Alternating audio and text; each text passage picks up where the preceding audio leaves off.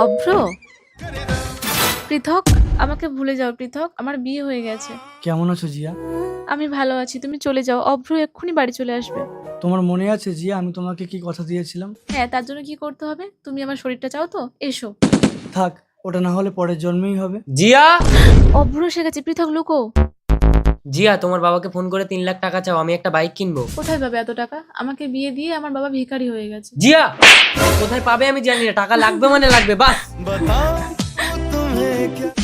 জিয়া, তোমাকে ঠকিয়ে আমি কত সুখে আছি দেখে শান্তি পেয়েছো তো? বেরিয়ে যাও আমার ঘর থেকে। জিয়া। যাও, বেরিয়ে যাও।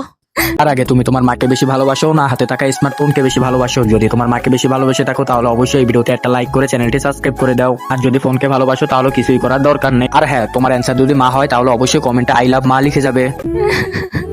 জিয়া, তোমার মনে আছে জিয়া আমি তোমাকে কি কথা দিয়েছিলাম?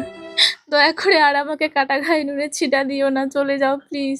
তুমি তো বলেছিলে। জিয়া, কিরে মা, চলে আসলি কেন? তোমার জামাই আমাকে তাড়িয়ে দিয়েছে বাবা। কেন? বাইক কিনবে তাই 3 লাখ টাকা চেয়েছে, নিয়ে যেতে পারলে তবেই আমাকে ঘরে তুলবে।